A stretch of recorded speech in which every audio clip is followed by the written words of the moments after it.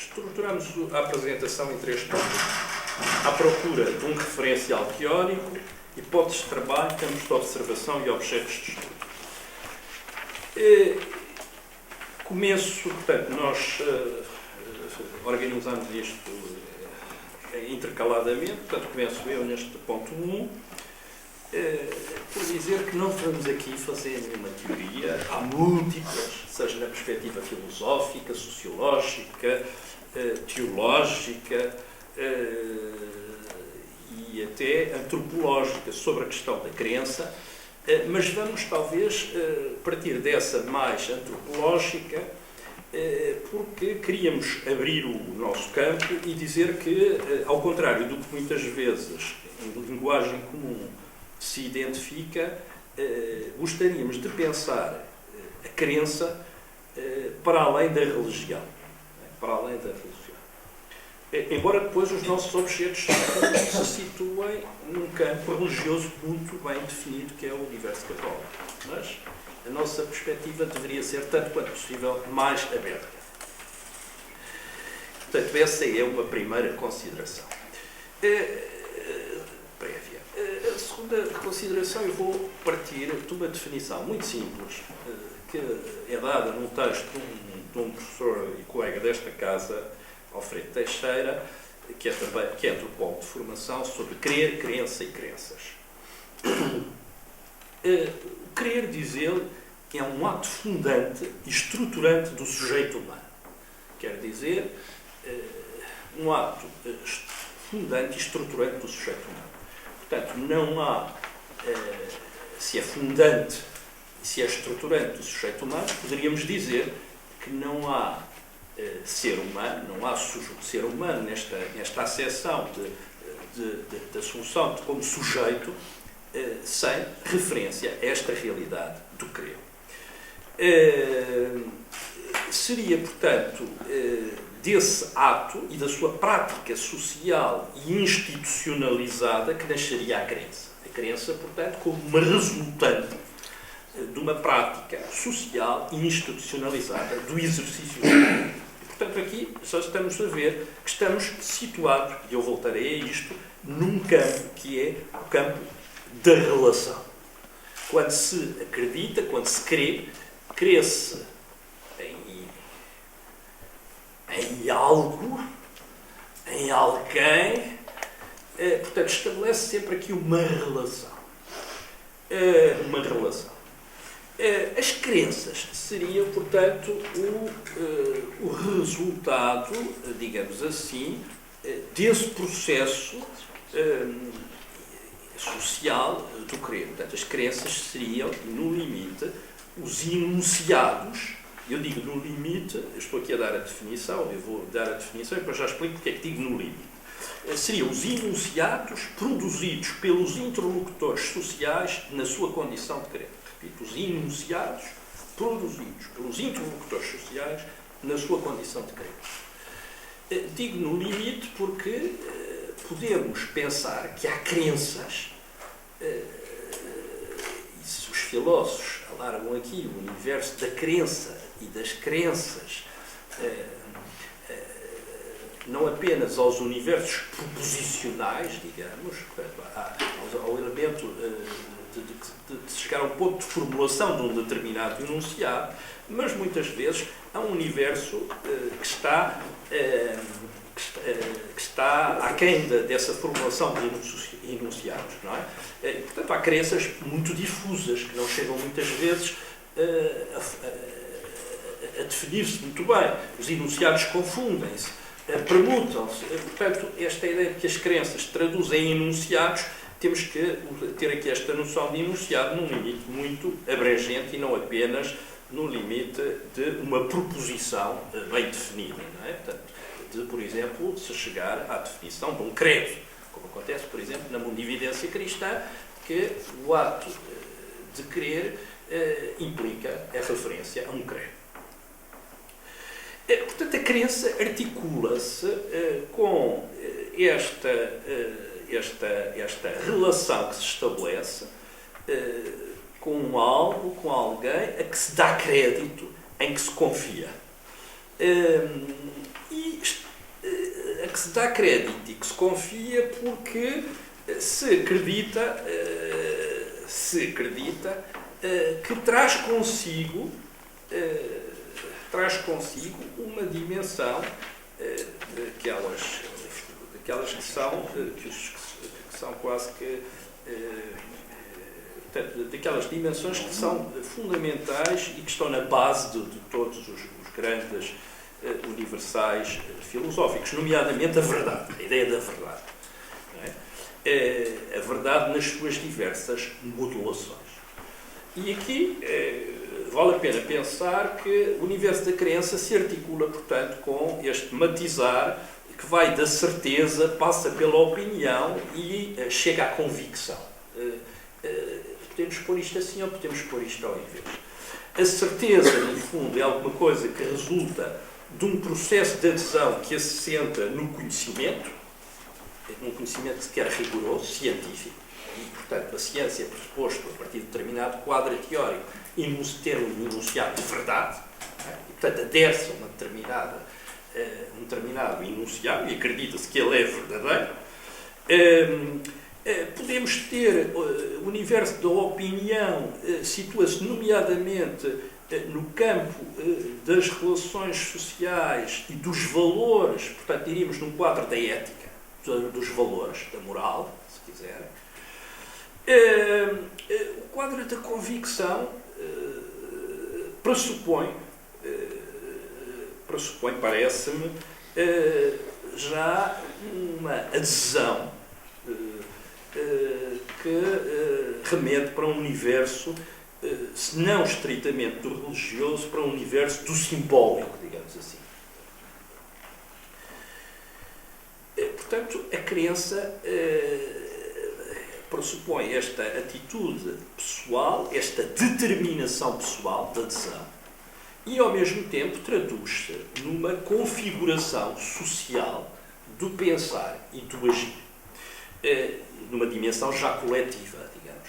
Portanto, há aqui um jogo de relações. Portanto, estamos no universo das relações. Relações interpessoais, relações sociais, modelos de sociedade, onde, se quisermos complexificar um pouco o quadro, a par do problema da verdade, da polaridade da verdade, adere-se a uma verdade, se põem outras polaridades, nomeadamente a da relação entre a autoridade e a consciência. Ou seja, aquilo a que, qual é a autoridade científica, religiosa,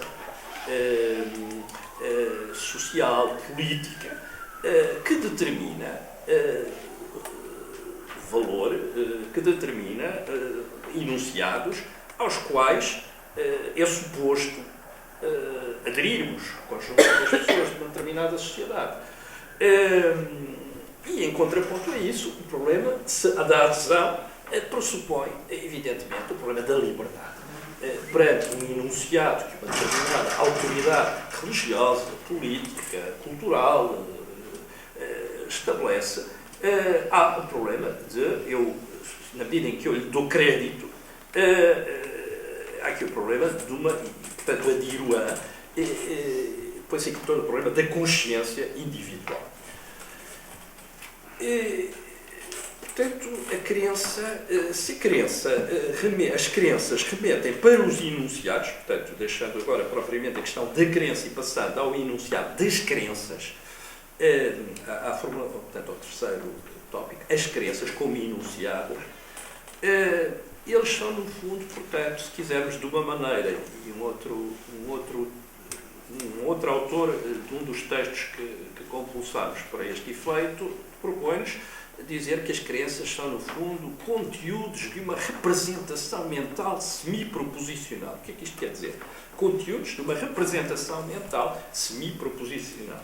Ou seja, precisamente que está aquém, muitas vezes, desta formulação muito clara, racional, de um enunciado, que é, sobretudo, aquilo que predispõe a pessoa, o indivíduo, a sociedade, o grupo, a estar num determinado estado de querer crer, que se predispõe a participar de um universo onde o seu querer é também pertencer.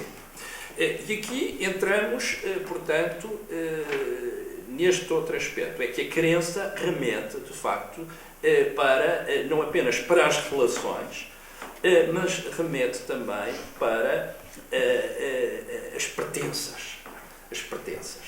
Porque, normalmente, nós damos crédito a coisas que recebemos por educação, por tradição. A tradição é exatamente isso, aquilo que se transmite. Segundo ponto, cidadania. A noção de cidadania, e talvez aqui, portanto, todos sabemos, vem da ideia de civitas, de cidade, e de uma cidade com uma dimensão já organizada politicamente, a polis. Portanto, ela resulta das relações entre pessoas, grupos, que transportam consigo vivências, interesses, mundividências e projetos diferenciados. Portanto, é para isso que a noção de cidadania é um primeiro nível para que a noção de cidadania remete para uma sociedade organizada politicamente, a partir desta diversidade de pessoas, de grupos, que têm essa multiplicidade de vivências, de interesses, de multividências e que, em última análise, têm projetos. É isso, aliás, que define o universo iático da política. É o querer agir sobre. Uma segunda dimensão é das relações sociais, mais complexas, que, podendo não chegar ao nível do Estado, configuram e estruturam sempre formas de poder. Portanto, a cidadania remete sempre para para a estruturação do poder. O poder no interior dos grupos, o poder na relação entre os grupos, o poder no interior das instituições, o poder em geral nas sociedades. De que o Estado é talvez o patamar, pelo menos nas sociedades contemporâneas, considerando, pelo menos na teoria política, e espero aqui não estar a dizer mais nada, mas tenho quem me corrija na sala, considera o Estado como uma forma superior da organização política da sociedade. E aqui vale a pena, nesta terceira acessão do Estado, portanto, reter mais uma vez, porque hoje quando pensamos cidadania, pensamos muito este tema na relação com o Estado, pensar nos fundamentos deste mesmo Estado, o Estado moderno. Um Estado que na perspectiva contratual se define nesta relação, eu insisto mais uma vez nesta palavra relação, entre os membros da sociedade que partilham entre si parte da soberania para estabelecer em conjunto, sob o âmbito da lei, sob a determinação da lei, um conjunto de direitos e deveres, portanto, regulando entre si as relações. Portanto, como diz de uma maneira muito prosaica um sociólogo contemporâneo que escreve sobre precisamente esta questão da situação atual, sobre a questão do Estado e da crise do Estado, a cidadania é também um estado de consciência destas relações. Ou seja, nós não dizemos, vou citar mais ou menos a frase desse livrinho, não dizemos, não tem o mesmo significado dizer que nós temos um carro, ou temos uma casa, ou temos uma mesa, do mesmo modo que dizemos que temos direitos. Porque quando dizemos que temos direitos, ou que temos deveres, estamos no fundo a remeter para um universo que não é, embora se traduza em materialidade, é um universo de relações sociais. Portanto, que implica a consciência dessas mesmas relações. Maior ou menor, evidentemente. Chego, portanto, ao terceiro tópico desta articulação que procuramos estabelecer e pensar entre crença e cidadania. Há aqui uma relação recíproca. E pusemos aqui duas perguntas que depois, de alguma maneira, o Nuno vai retomar na parte dele de outro modo, que é: será possível pensar a cidadania sem referência ao universo da crença? Parece-nos que a pergunta já contém uma resposta como hipótese. Não. Porque, no fundo, todos os modelos de organização política e a própria noção da cidadania enraizam num universo de crença. Aliás, a própria ideia de cidadania chegou, ou chega muitas vezes, a ser apresentada como se de uma crença se tratasse. A ideia de que esse cidadão e a cidadania é ela mesma um horizonte de crença. Por outro lado, por uma outra razão, porque as crenças diversas, e sobretudo nas sociedades de pluralidade, portanto, nas sociedades onde se valoriza a diferenciação, mas não só, as crenças influenciam o exercício, da cidadania. E influenciam a um nível profundíssimo. Não apenas numa superficialidade, digamos, dos interesses mais imediatos, mas ao nível daquilo que poderíamos chamar mudanças na consciência social, a um nível antropológico. Alguns exemplos. Só foi possível a abolição da escravatura porque houve o desenraizar de uma convicção, de uma consciência social de dignidade que se traduzia, que era necessário traduzi-la em direitos e deveres comuns, e, portanto, a indignidade da escravatura. Para além dos interesses económicos, por outro lado, um outro campo, hoje muito em voga, mas é uma questão que atravessa, por exemplo, todo o século XIX, o acesso do século XX, o acesso das mulheres ao mundo do trabalho assalariado e ao mundo da política. Uma terceira área, por exemplo, pensar a afirmação da dignidade da pessoa deficiente ou da pessoa com deficiência. Ou ainda, para dar um exemplo que tem, por exemplo, sido trabalhado o nosso colega Tiago Pires Marques, a ideia da construção do sistema penal como um sistema não punitivo, mas um sistema reeducativo e reintegrador. São duas concepções, são duas mundividências que levam a que a sociedade se configure socialmente das modos.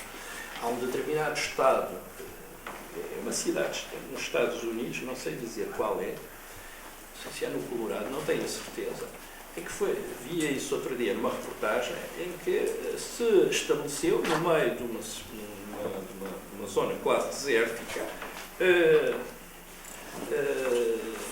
uns acampamentos provisórios que servem de prisão para que as pessoas que lá são postas, boa parte das quais, porque não pagam pensão de alimento aos seus filhos, não pagam boa parte das quais, para estarem a estorricar ao sol, porque aquilo só tem uma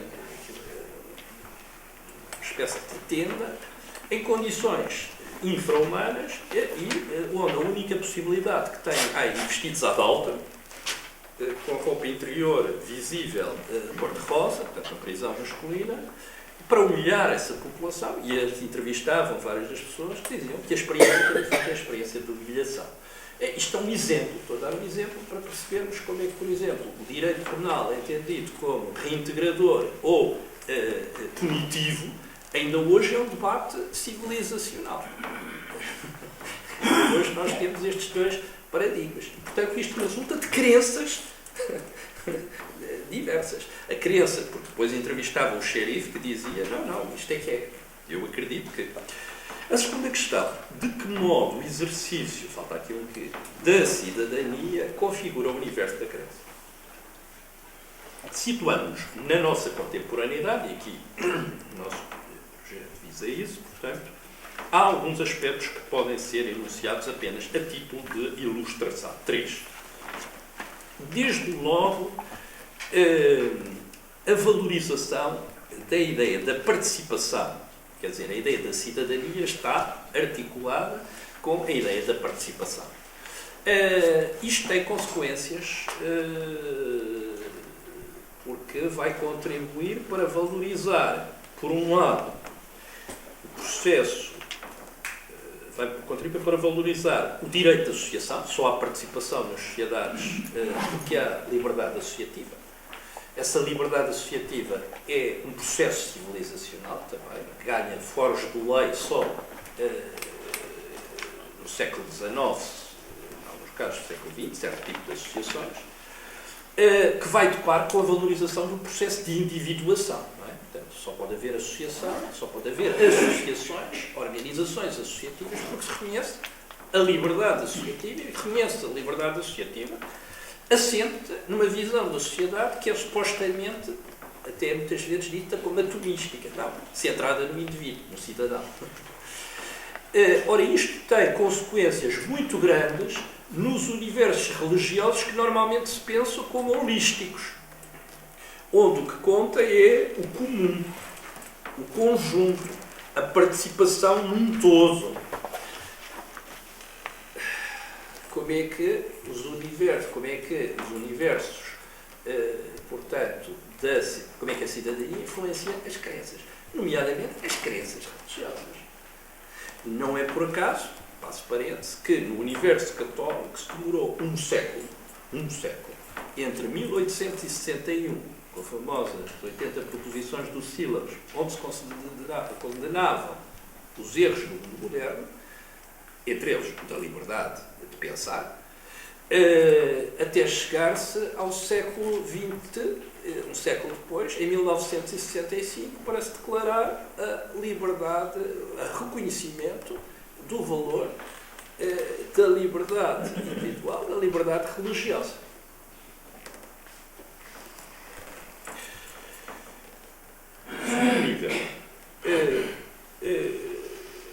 Pensar a sociedade e o pensar as crenças e o universo das crenças e, portanto, também das configurações sociais das crenças, nomeadamente nas instituições religiosas, a partir dos interesses. Os interesses. Normalmente, o universo da crença, e nomeadamente das crenças religiosas, tende a secundarizar, a diluir muito este aspecto. Dizia-me alguém outro dia que... não vale a pena entrar por aí. Pronto, fico só no enunciar da questão dos interesses.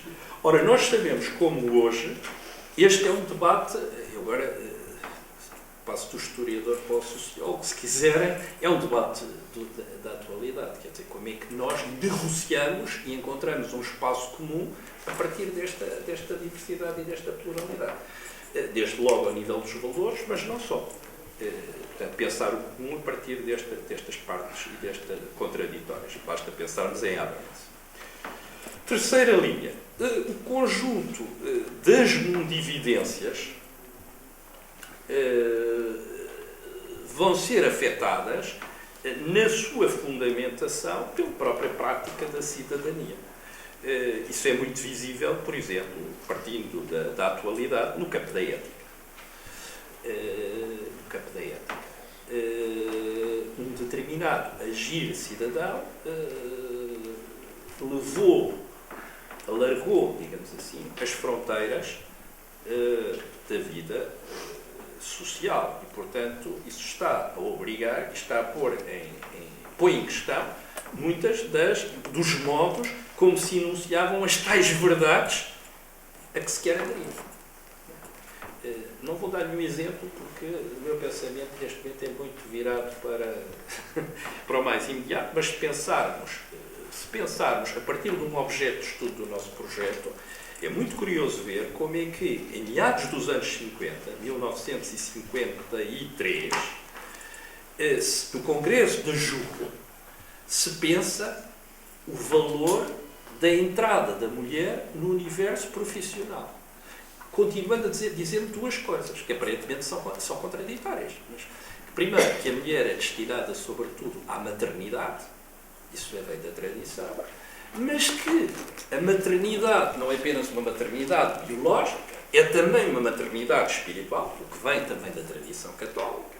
Logo, a mulher não pode deixar de estar presente em certas áreas da sociedade, porque só ela é capaz de trazer aí o tal surplus que a sua função maternal lhe permite. E com isso se legitima e alarga toda a intervenção das mulheres no campo da atividade profissional, por exemplo, nas chamadas profissões sociais. Mas não só. Quem escreve isto, em 1953, na altura, está ainda estudante, recém-formar-se, uma engenheira química, uma das primeiras, não a primeira em Portugal, o nome Maria de Lourdes Pinta Silva. Já está formado. Já está formada. Muito bem. Portanto, que usa esta linguagem para definir e balizar o universo da presença das mulheres na sociedade. É muito curioso. Isso é para os nós o percurso da personalidade.